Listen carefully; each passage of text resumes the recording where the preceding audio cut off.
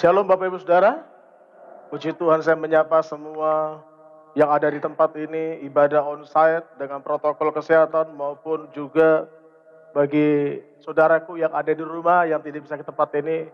Dan mungkin bukan hanya di Indonesia, tetapi juga sampai ke bangsa-bangsa. Saya percaya itulah dahsyatnya firman Tuhan bisa diperdengar sampai ke seluruh ujung dunia.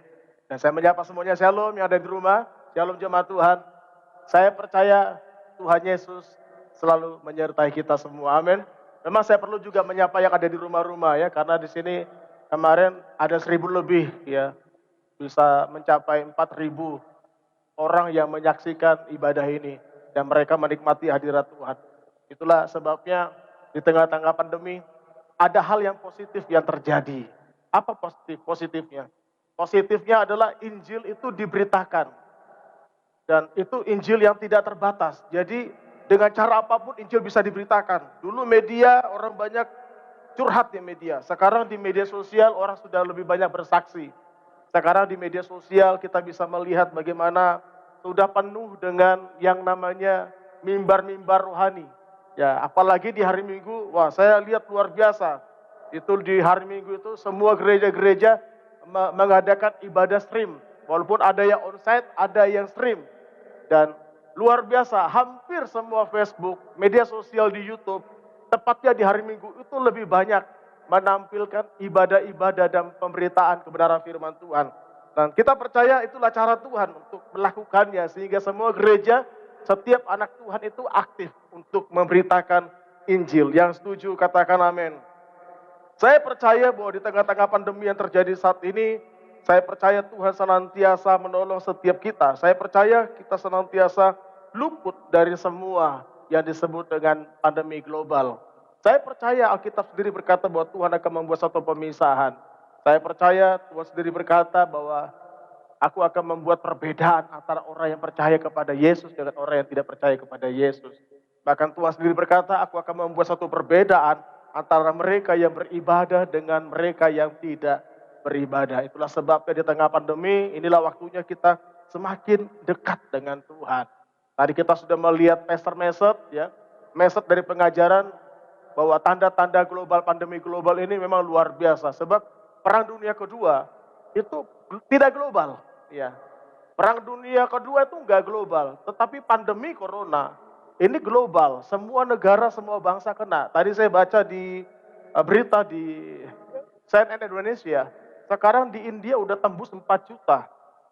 Ya, puji Tuhan saya juga lihat di Indonesia angka kematian tidak terlalu besar ya. Tapi puji Tuhan saya percaya Indonesia dalam perlindungan Tuhan. Yang mengerti katakan amin. Itulah sebabnya coba kasih tahu kiri kananmu bilang begini, kita luput dari malapetaka. Haleluya. Amin. Makanya perlu kita mendeklarasikan firman Tuhan. Setiap doa, kami punya mesbah doa keluarga. Saya selalu mendeklarasikan, apa yang saya deklarasikan. Saya berkata begini, kami tolak malapetaka. Yang kedua, kami tolak maut. Yang ketiga, kami tolak bencana alam. Yang mengerti katakan amin. Kenapa kita harus tolak bencana alam? Kan kita nggak tahu ketika tidur gitu, tiba-tiba tanah terbelah, kita tidur tiba-tiba tanah bergeser, begitu kan?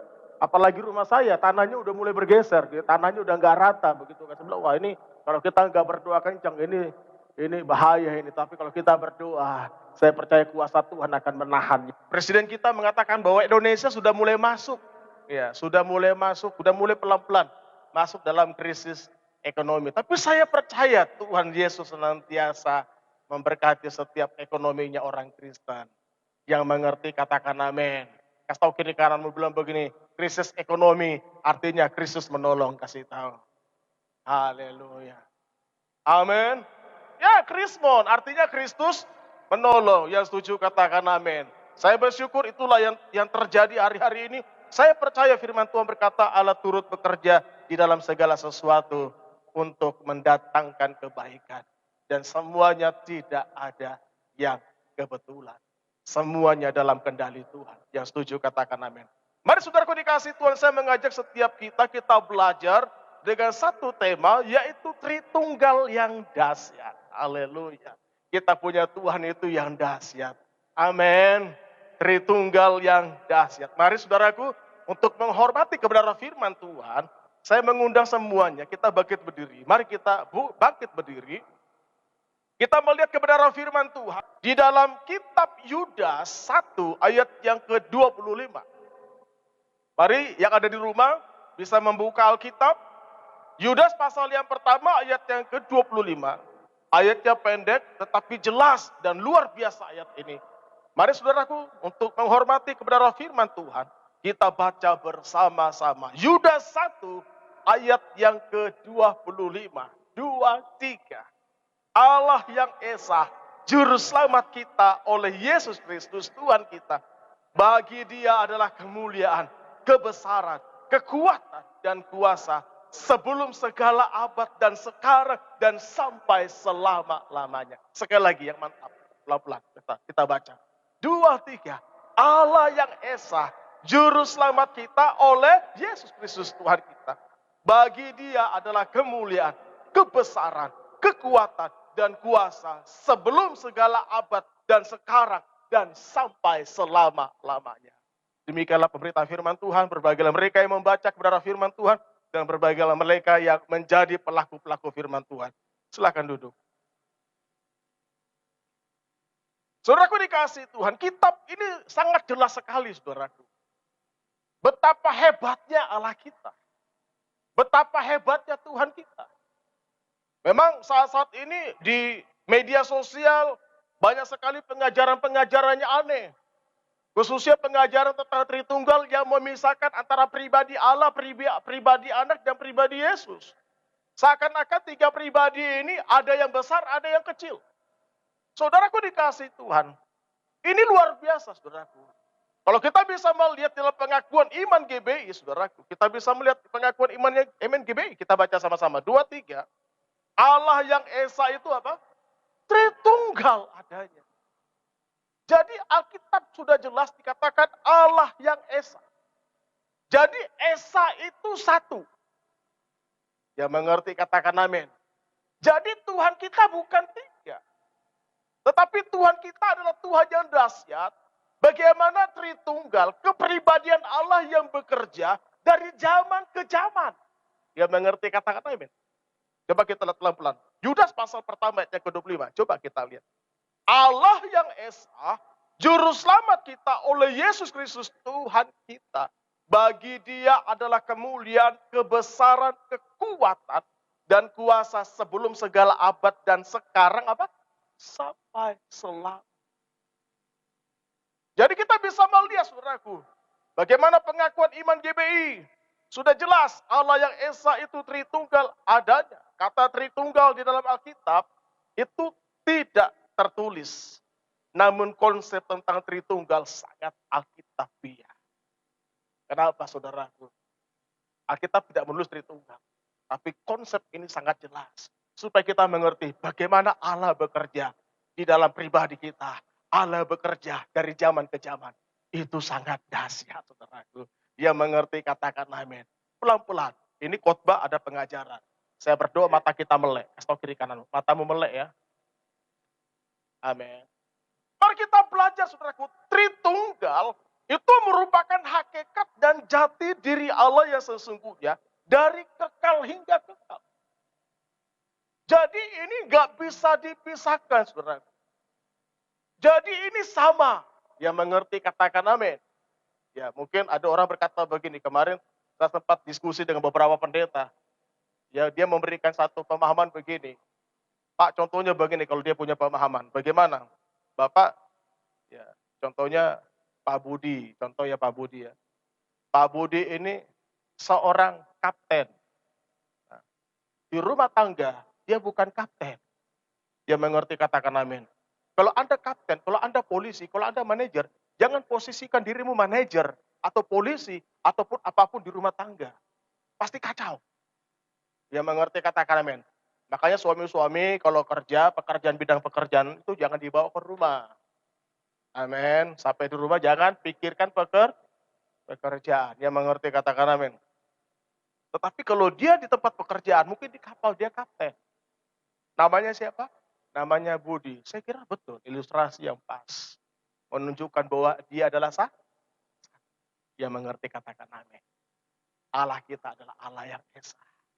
Tetapi dia bekerja dari zaman ke zaman dengan karyanya yang luar biasa. Yang mengerti katakan amin.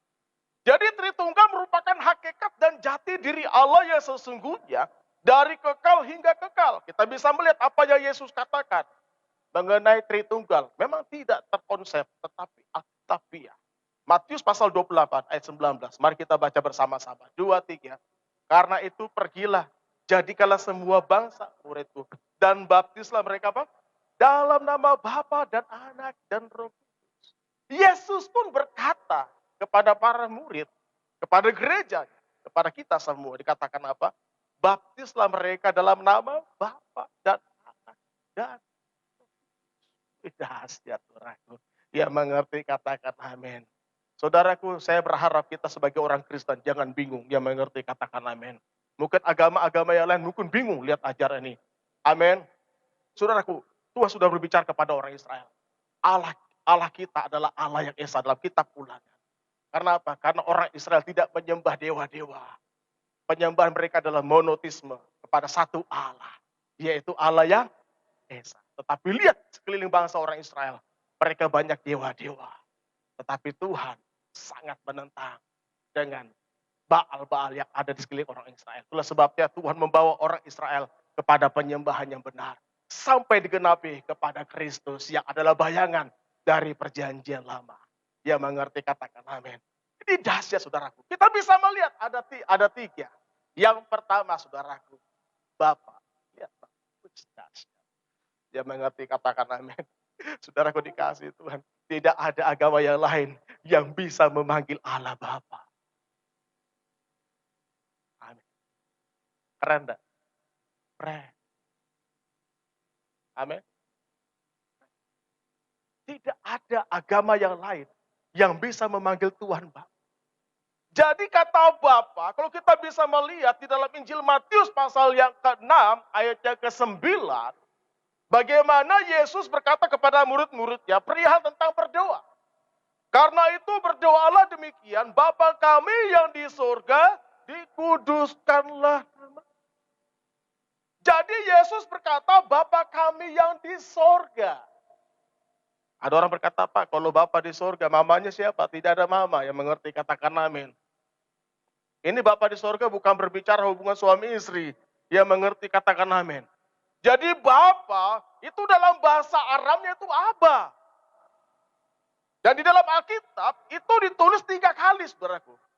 3 kali. Markus pasal 14 ayat 36, Roma 8 15, Galatia pasal 4 ayat 6. Nah, saya mencatat dalam Roma 8 ayat 15. Coba kita lihat. Roma 8 ayat 15. Kita baca bersama-sama. 2, 3. Sebab kamu tidak apa? Menerima roh perbudakan yang membuat kamu apa?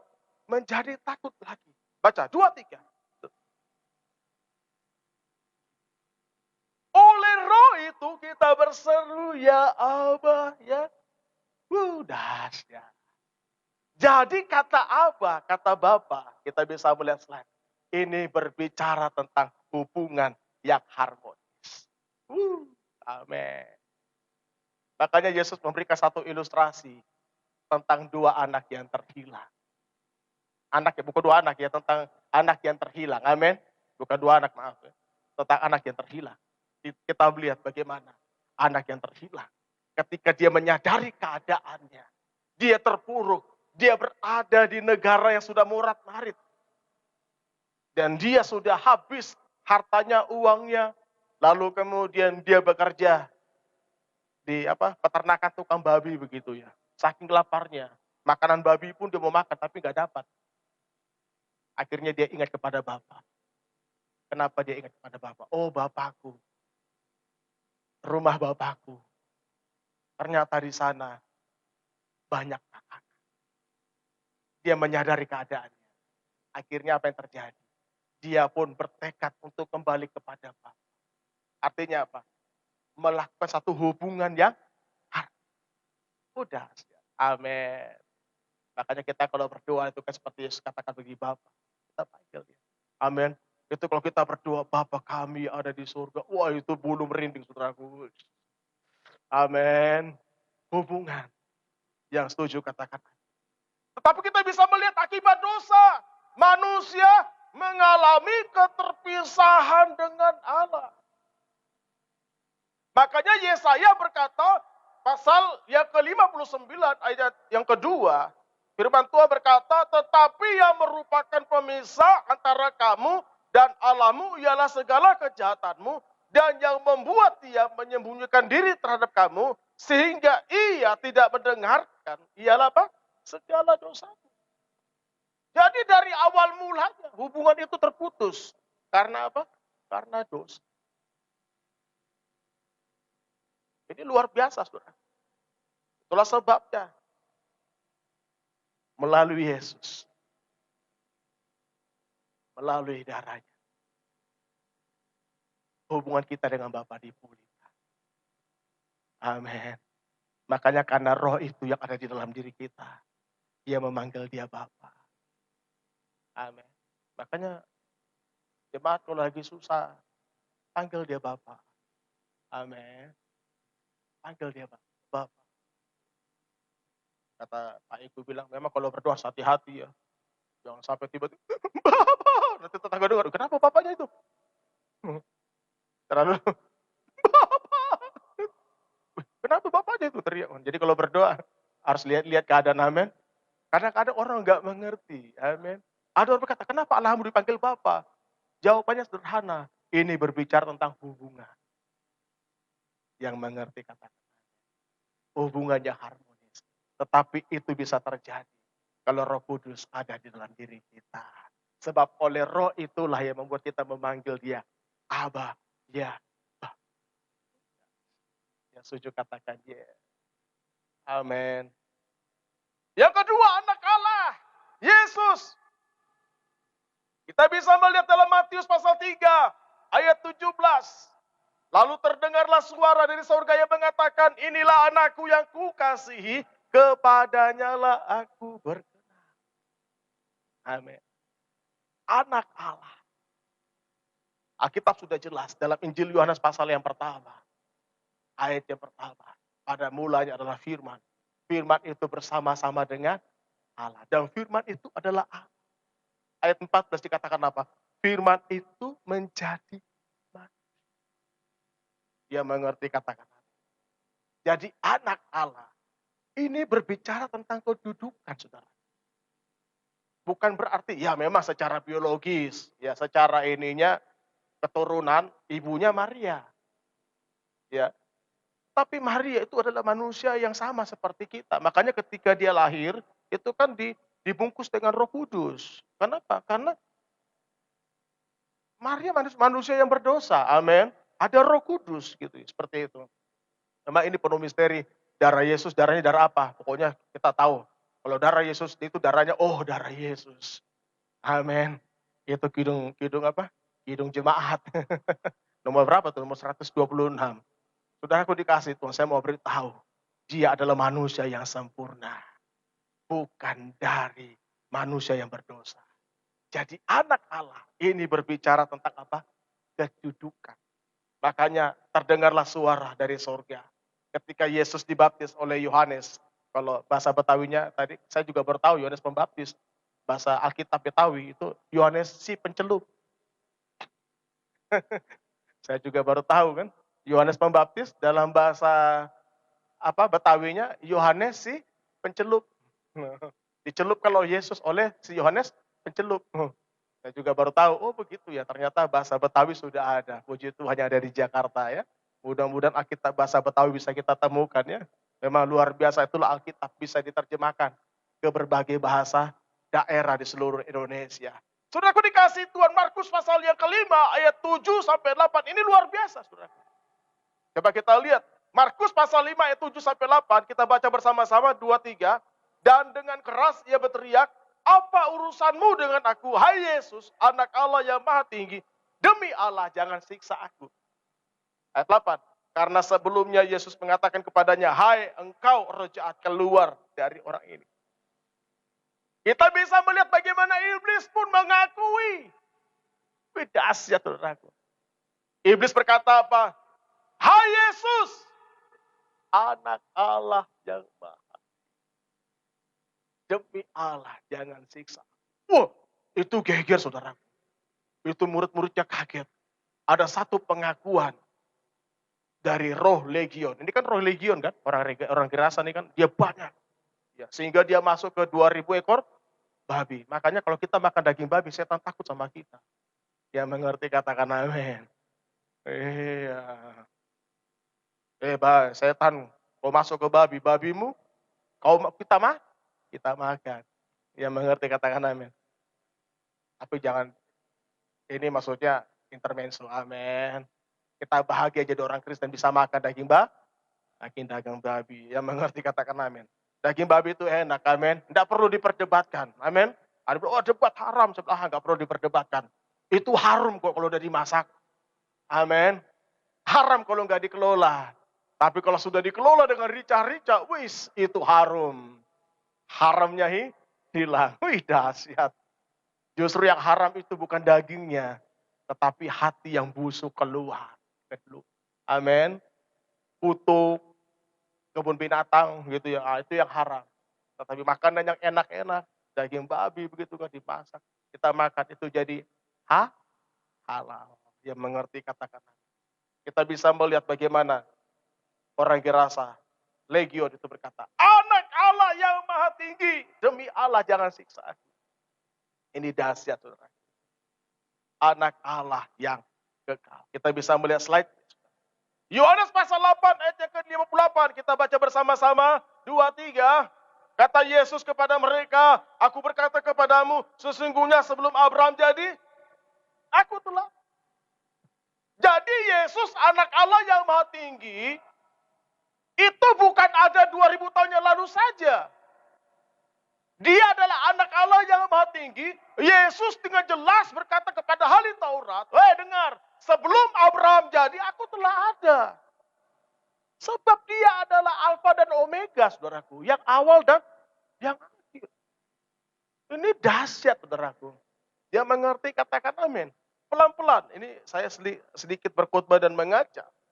Kejadian pasal 18 ayat yang pertama. Ayo kita baca bersama-sama. 2, 3. Kemudian Tuhan menampakkan diri kepada Abraham dekat pohon terbanting di Memre. Sedang ia duduk di pintu kemahnya waktu hari panas. Saya mau tanya, Abraham itu manusia berdosa enggak? Akibat dosa, manusia tidak bisa mengalami perjumpaan langsung dengan Allah.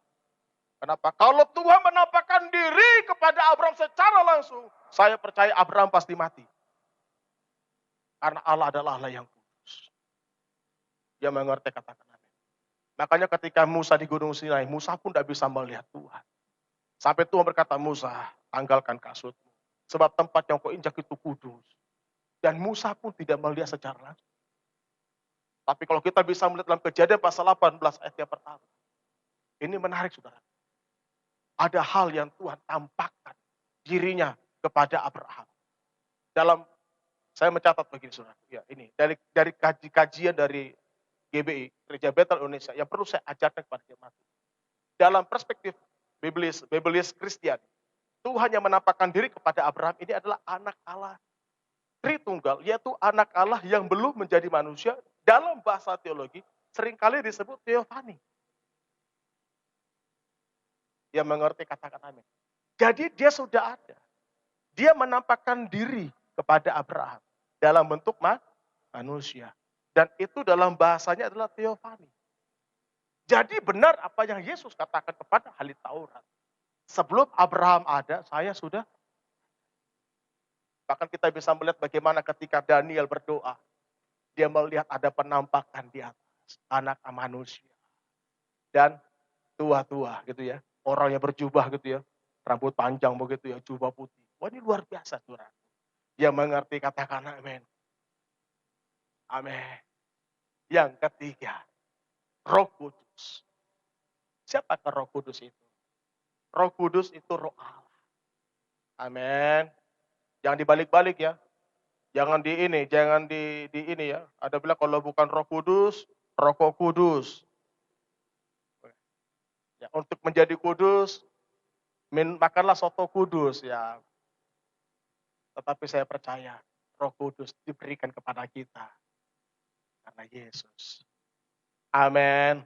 Tempat kita belajar, saudaraku, di dalam perjanjian lama, Roh Kudus ini muncul 70 kali. Jadi di dalam PL, itu 70 kali dikatakan tentang Roh Allah, Roh Kudus. Dan bahkan dalam perjanjian baru sampai sekarang, Roh Kudus berkarya dengan luar biasa. Dahsyat, saudaraku. Saudaraku dikasih Tuhan, kita bisa melihat Keluaran pasal 35 ayat 30 sampai 31.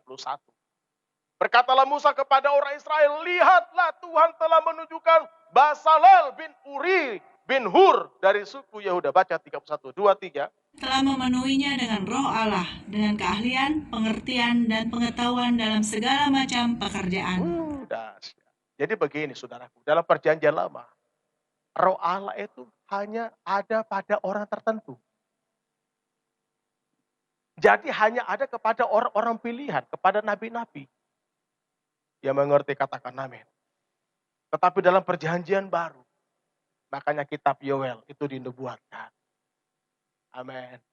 Roh Allah bekerja dengan cara yang tidak terbatas. Dulu roh Allah hanya bekerja kepada orang-orang tertentu, nabi-nabi. Tapi Roh Kudus sekarang bekerja di dalam diri orang percaya. Yang setuju katakan amin. Bahkan kita bisa melihat Ayub pasal 33 ayat 4. Kita baca bersama-sama, 2, 3. Roh Allah telah membuat aku, dan nafas yang maha kuasa membuat apa? Jadi roh Allah itu menciptakan manusia. Kejadian pasal pertama. Baiklah kita menciptakan manusia. Manusia dibuat dari apa? Dari tangannya Allah kan. Tanah liat. Makanya kita ini tanah liat. Yang mengerti katakan amin. Makanya tidak ada yang dibanggakan tubuh ini. Kalau kita mau tahu apakah kita ini tanah liat, kalau kita keringat coba gosok aja badan. Daki-daki begitu kan. Nah itu menunjukkan bahwa kita berasal dari mana? Tanah liat. Amin. Makanya tidak ada yang perlu dibanggakan. Mau sehebat apapun muka ganteng, muka cantik begitu, mau kayak apapun muka dipermak. Kalau sudah masuk 2 kali 1 pasti jadi kembali kepada debu dan tanah. Tapi kita bisa melihat bagaimana roh Allah telah membuat aku. Ketika Tuhan menciptakan manusia, lalu kemudian kita berkata apa? Tuhan mengembuskan nafasnya. Wih, dahsyat. Oleh karena roh itu nafas, itu manusia menjadi. Yang mengerti katakan amin. Makanya kita ini manusia yang sempurna. Kita punya tubuh, kita punya jiwa, kita punya roh. Makanya setan itu iri sama kita. Karena setan tidak punya tubuh. Setan tidak punya tubuh. Pak, kalau pocong itu apa? Itu bukan tubuh setan itu. Apalagi setan pakai tank top gitu ya. Yang di kuburan itu. Ya. Makanya kalau orang kesurupan, selalu setan pakai orang-orang itu kan untuk kesurupan. Setan tidak punya tubuh. Makanya kenapa ada korban-korban potong ayam hitam, potong apa itu semua yang serba-serba hitam begitu dipotong. Ya karena mereka perlu perantara tubuh. Tapi kita bersyukur, kita adalah manusia yang sempurna. Yang mengerti katakan amin. Saudaraku dikasih Tuhan, Roh Kudus adalah pribadi ketiga yang juga keluar dari Bapa sekaligus dari Anak. Artinya Roh Kudus adalah roh dari Allah sekaligus roh dari Anak. Jangan bingung. Yang mengerti katakan amin. Jadi Roh Kudus adalah roh dari Allah sekaligus roh dari Anak. Roma pasal 8 ayat 9. Kita baca bersama-sama. 2, 3. Tetapi jika memang roh Allah, tapi jika orang tidak, roh Kristus. Ia bukan milik. Dahsyat, saudaraku. Yang mengerti katakan amin. Bahkan Roh Kudus memberi kuasa untuk menjadi saksi Kristus. Kalau dalam perjanjian lama, kuasa itu hanya diberikan kepada nabi-nabi saja. Tetapi kuasa diberikan kepada saya dan saudara. Makanya sangat jelas Kisah Rasul pasal pertama ayat yang ke-8. Mari kita baca bersama-sama. 2, 3. Tetapi kamu akan, kalau Roh Kudus turun ke atas kamu, dan kamu akan menjadi saksiku. Yudea, Samarinda, dan sampai ke ujung bumi. Ya. Mungkinnya di rumah kagetnya Samaria. Samarinda, sampai ke ujung. Kamu akan menerima kuasa kalau Roh Kudus turun ke atas kamu. Kamu akan menjadi saksiku. Roh Kudus memberikan kita dunamos. Sama-sama dengan saya dunamo. Apa tuh dunamos? Dunamos itu dalam bahasa apa? Kalau bom itu dinamit, artinya menghancur segala kuasa iblis. Yang mengerti katakan amin. Makanya orang Kristen, jangan takut dengan kuasa kegelapan. Kalau ada setan, tangking aja setan itu. Kalau ada kesurupan, tangking aja orang itu. Yang mengerti katakan amin. Pak, kalau dia nggak mau keluar-keluar, sudah. Kalau dia nggak mau keluar, kita yang keluar. Enggak. Tetap tangking. Yang mengerti katakan amin. Kan ada orang, Pak, saya udah usur setan, terus setannya keluar. Lalu bagaimana? Kok masuk lagi, Pak? Ya saya bilang, udah terima Tuhan Yesus belum? Ya belum, Pak. Ya kalau keluar ya keluar. Begitu keluar suruh terima Tuhan Yesus. Jadi kalau orang kesurupan, kalau setan sudah keluar, harus terima Tuhan Yesus. Kalau tidak terima Tuhan Yesus, maka setan akan masuk lagi. Jadi bagaimana, Pak? Usir lagi. Demonstrasikan lagi, keluar. Setelah keluar, lalu kemudian terima, suruh dia terima Tuhan Yesus. Kalau nggak mau terima, setan pasti masuk lagi. Makanya saya bilang, wah kalau gini modelnya sulit. Makanya lihat orang Gerasa, ketika dia dilepaskan dari roh legion, apa yang terjadi? Apakah dia nggak ikut Yesus? Oh, dia berkata, guru, aku mau ikut engkau. Dia mau ikut Yesus, tapi Yesus bilang, enggak, kamu pergi, beritakan apa yang telah terjadi, saksikan. Yang mengerti katakan amin. Itu yang Tuhan mau. Sekiranya orang Gerasa itu nggak terima Yesus sebagai Tuhan, tidak mengaku Yesus adalah Allah, saya percaya dia pasti kembali roh legion itu. Tapi kita bisa melihat dalam pelayanan-pelayanan yang Yesus lakukan, semuanya ujung-ujungnya percaya, menerima dia. Dia mengerti katakan amin. Tapi saya bersyukur kepada Tuhan. Sebagai orang percaya kita di tempat ini diberikan kuasa. Jangan takut dengan pelet. Amin. Wanita-wanita di sini, cewek-cewek yang wanita-wanita, jangan takut disantet. Amin. Pria-pria, kalau cintamu ditolak, jangan dukun yang bertindak. Amin. Kalau cintamu ditolak, berdoalah biar Roh Kudus yang bertindak. Amin. Mungkin Roh Kudus berkata bukan itu jodohmu. Saya siapkan jodoh yang lebih bagus lagi. Wih, keren. Amin. Dahsyat. Amin. Kita harus berdoa. Minta Roh Kudus berkarya dalam kehidupan kita. Minta Roh Kudus menuntun setiap kita kepada jalan kebenaran. Yang mengerti katakan amin. Ini dah Bapa, Anak, dan Roh Kudus. Tiga di dalam satu. Allah yang Esa. Tritunggal adanya. Ini dahsyat. Dari zaman ke zaman dia bekerja. Dan sampai saat ini Roh Kudus masih bekerja. Untuk apa? Untuk membawa setiap orang datang kepada dia. Kenapa? Sebab Yohanes berkata begini. Yohanes Pembaptis, bertobatlah sebab kerajaan Allah sudah dekat. Karena waktunya sudah semakin singkat. Itulah sebabnya di tengah-tengah zaman saat ini, saudaraku, Roh Allah semakin hebat bekerja. Semakin banyak manifestasi Roh Kudus bekerja. Makanya kita jangan heran, banyak mujizat-mujizat yang terjadi. Amin. Saya percaya kok orang corona bisa sembuh. Yang mengerti katakan, saya percaya siapapun yang sakit pasti bisa sembuh. Karena apa? Karena itu bagian dari pekerjaan Roh Kudus. Di akhir zaman ini, dia bekerja lebih dahsyat lagi. Untuk apa? Untuk membawa setiap orang bisa mengenal pribadi Yesus. Amin. Yang terakhir, saudaraku, mari kita lihat Hosea pasal 6 ayat yang ketiga. Mari kita baca bersama-sama. 2, 3. Marilah kita mengenal dan berusaha. Ia pasti muncul seperti fajar. Ia akan datang kepada kita seperti hujan. Seperti hujan pada akhir musim. Yang apa yang kita renungkan pada hari ini, saudara? Hosea pasal 6 ayat ketiga. Dengan jelas berkata, marilah saya dan saudara, kita mengenal dan berusaha sungguh-sungguh mengenal Tuhan. Jadi di akhir zaman ini, di hari-hari ini, di hari-hari yang terakhir, marilah kita lebih lagi bersungguh-sungguh mengenal pribadi Tuhan. Saya membuat renungan tadi pagi. Kalau orang yang mengenal pribadi Tuhan, ciri-ciri orang yang mengenal pribadi Tuhan, itu simple. Dia pasti menjadi pelaku-pelaku firman Tuhan. Amin. Pak, ciri-cirinya orang mengenal pribadi Tuhan apa? Gampang kok, simple. Dia akan menjadi pelaku-pelaku dari firman. Tapi kalau ada orang yang mengenal Tuhan, mengakui dirinya mengenal Tuhan, tapi tidak menjadi pelaku-pelaku firman Tuhan, itu bukan mengenal, itu cuma tahu.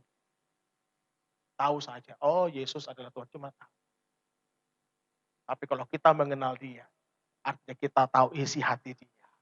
Apa yang harus kita lakukan, apa yang menjadi bagian kita untuk yang kita kerjakan di muka bumi ini, yaitu menyenangkan hati Bapa.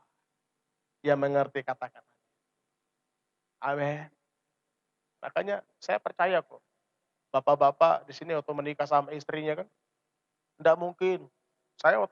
Walaupun saya pacaran singkat sama istri saya cari tahu loh siapa dia.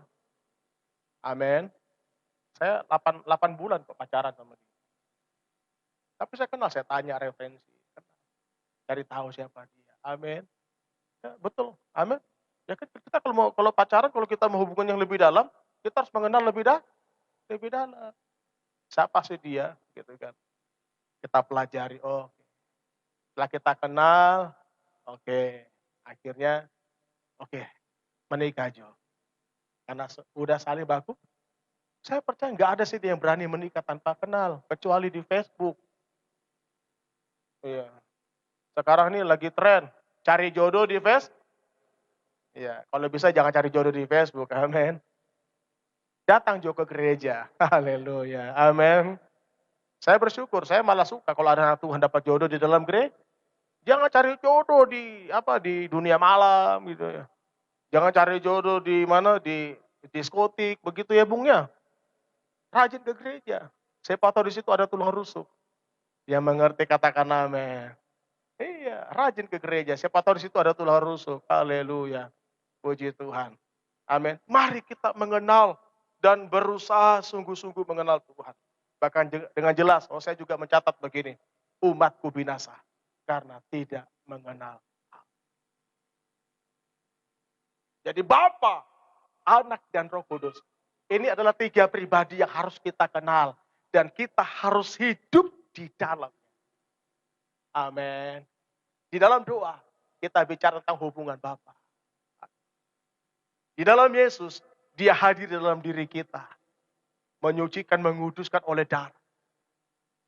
Dan Roh Allah, Roh Kudus, yang membawa saya dan saudara berjalan di dalam kebenaran. Berjalan untuk menjadi saksi. Dahsyat. Kalau 3 di dalam 1, pribadi Allah yang kita kenal ini, yang kita kenal nyata dalam pribadi kita, dahsyat. Kita akan menjadi orang-orang Kristen yang hebat. Kita akan menjadi orang-orang Kristen yang berdampak, yang mengerti katakan amin. Jadi saudaraku, kita harus mengenal dia lebih lagi, sungguh-sungguh, berusaha. Kata-kata sih ada berusaha. Artinya apa? Kita mau belajar. Yang mengerti kata-kata. Mari saudaraku dikasih Tuhan. Pertanyaannya, adakah kita sudah mengenal pribadi Tuhan? Tuhan mau di tengah-tengah persoalan yang kita hadapi, yang Tuhan inginkan adalah kita mengalami sesuatu bersama dengan Dia.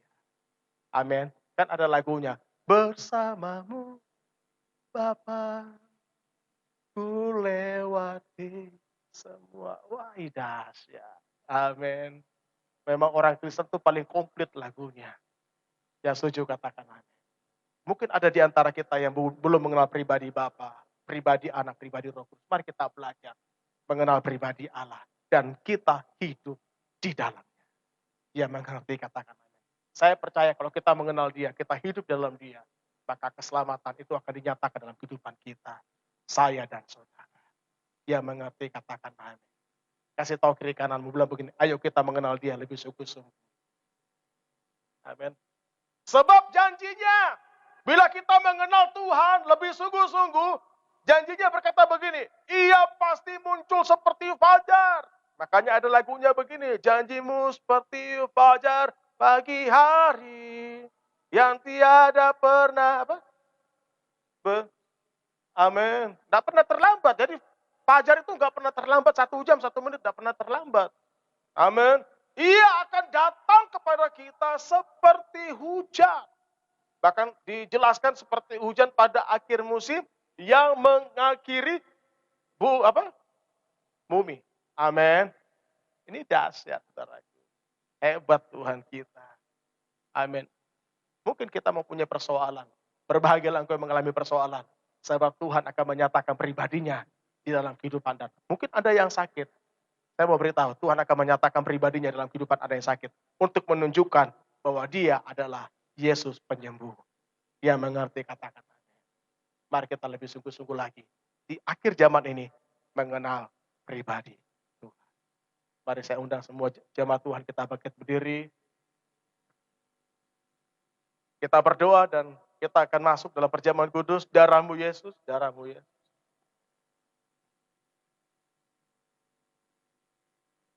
Terima kasih Tuhan, kami bersyukur buat anugerah-Mu, buat kasih setia-Mu. Ajar kami ya Bapak untuk mengenal pribadi. Bawa kami Tuhan kepada pengalaman bersama dengan Engkau ya Bapak. Terima kasih Tuhan. Ampuni segala dosa dan pelanggaran kami Tuhan. Kuduskan kami pada hari ini. Dan biarlah Bapak pada hari ini kami akan masuk dalam perjamuan kudus. Engkau berkati setiap kami ya Tuhan. Layakan kami ya Bapak. Terima kasih Tuhan. Kami percaya di dalam perjamuan kudus-Mu ada kuasa Allah yang bekerja di dalam diri kami. Terima kasih Tuhan. Terpujilah nama Tuhan dari kekal sampai kekal selama-lamanya. Haleluya. Amin.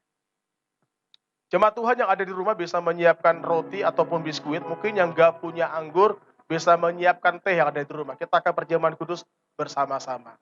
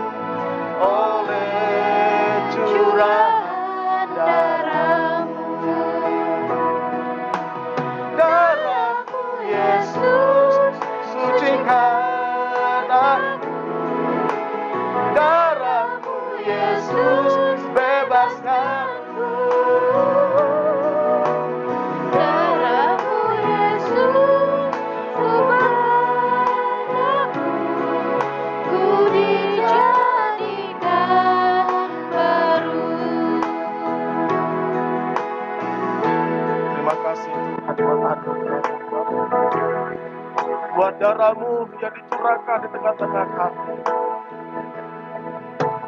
Sukacitaku penuh, bermazmur bagi-Mu, karena ku tahu ku telah ditebus oleh curahan darah-Mu.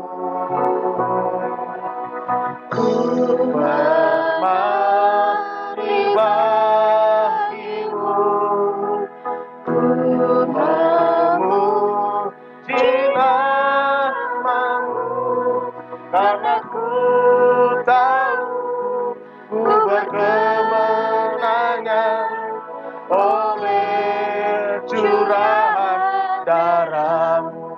Darah-Mu Yesus, darah-Mu Yesus, sucikan aku. Darah-Mu Yesus, bebaskanku. Darah-Mu Yesus, ubahkan aku dijadikan baru. Mari semuanya yang sudah dapat. Ada yang belum dapat?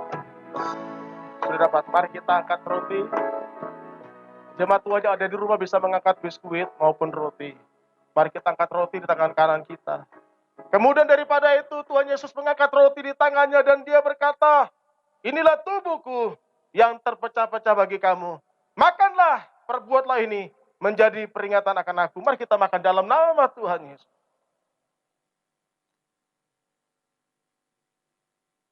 Terima kasih Tuhan buat anugerah. Terima kasih.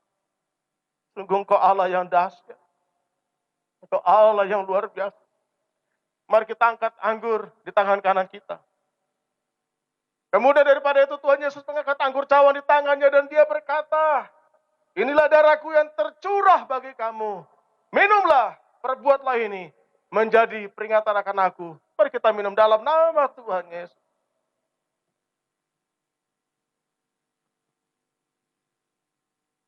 Terima kasih Tuhan.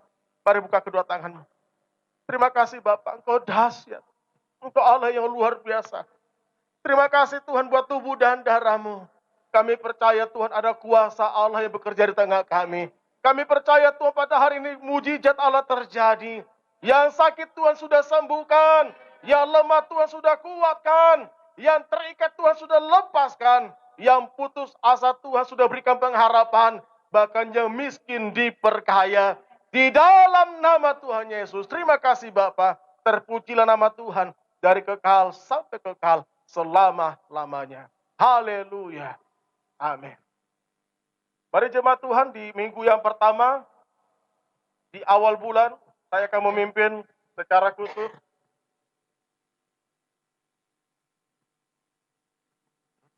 Yaitu membawa persembahan. Pertama, mungkin Bapak Ibu yang merindukan untuk mengembalikan milik Tuhan. Di sini ada kotak persembahan. Anda bisa membawa persembahan baik milik Tuhan maupun persembahan syukur di kantong merah nanti diedarkan. Tapi untuk milik Tuhan bisa bawa ke depan maupun pembangunan. Mari kita berdiri, angkat persembahanmu, apapun persembahan baik milik Tuhan maupun persembahan syukur maupun persembahan yang lain. Mari kita pakai berdiri semuanya. Kita berdoa. Saya berdoa semuanya pakai amplop ya. Kalau nggak ada amplop boleh minta. Tapi kalau nggak ada amplop, nggak apa-apa. Amin. Boleh, yang belum ada amplop. Maksud saya begini, walau bukan bicara nilai, tapi uang tuh jangan dibonyok-bonyok begitu ya. Ya, jangan dilecek-lecek. Kasihan bendaharanya kalau dia ngitung uang, dikasih lurus begitu ya. Dikasih setrika begitu ya. Tapi walaupun ya kecil, tetapi dikasih bagus begitu ya. Kasih rapi. Mari, ya sudah, oke, saya kasih waktu. Ya sudah. Oke, mari kita angkat persembahan kita di tangan kanan kita. Bapak, terima kasih Bapak. Kami ucap syukur buat anugerah-Mu. Sesungguhnya Engkau Allah yang memelihara kehidupan kami. Kami hidup bukan karena uang, tapi kami hidup karena anugerah Allah. Berkat Tuhanlah yang menjadikan kami kaya. Susah payah tidak menambahi. Kami bersyukur Tuhan. Betapa dahsyatnya Engkau. Di dalam perpuluhan Tuhan, Engkau bekerja di dalamnya. Bagaimana Engkau mau setiap kami berbahagia. Dan kami percaya Tuhan, Engkaulah yang memberkati kami berlimpah-limpah. Berkati setiap persembahan kami. Baik perpuluhan, kami yang mengembalikan milik Tuhan dari segala penghasilan kami. Tuhan berkati, maupun persembahan syukur, maupun persembahan yang lain. Tuhan berkati berlimpah-limpah. Terima kasih Tuhan. Kami bersyukur. Di dalam nama Tuhan Yesus, kami bawa Tuhan. Dan kami persembahkan dengan sukacita di dalam nama Tuhan Yesus. Haleluya. Amin.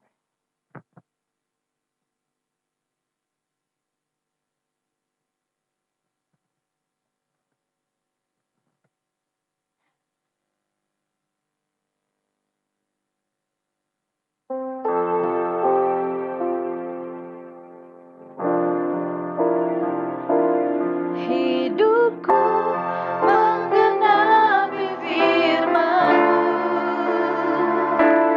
tanda mujizat sertai tiap langkahku. Kau bersamaku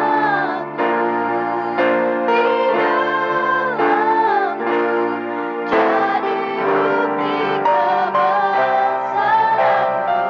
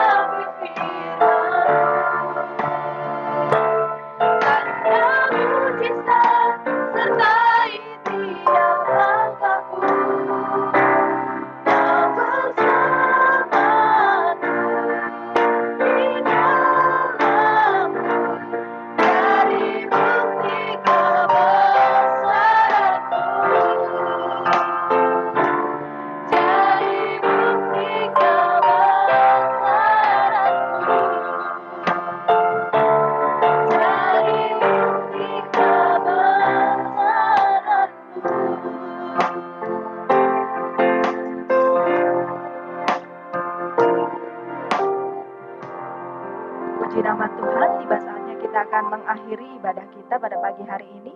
Mari Bapak Ibu kami jemput untuk bangkit berdiri. Kiranya Engkau memberkati aku berlimpah-limpah dan memperluas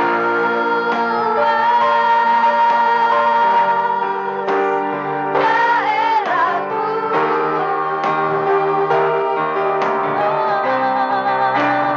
Dan kiranya tanganmu menyertai aku dan melindungi aku daripada malapetaka, sehingga kesakitan tidak menimpa aku.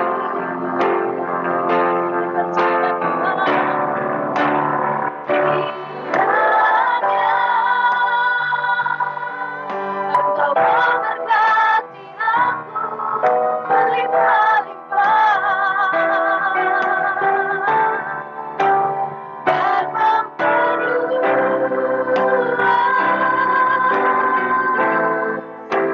daerahku.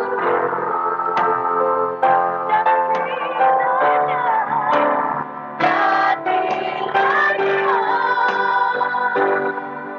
tanganmu menyertai aku dan melindungi aku daripada malapetaka, sehingga kesakitan tidak menimpa aku. Daripada malapetaka, sehingga kesakitan tidak menimpa aku. Daripada malapetaka, sehingga kesakitan tidak menimpa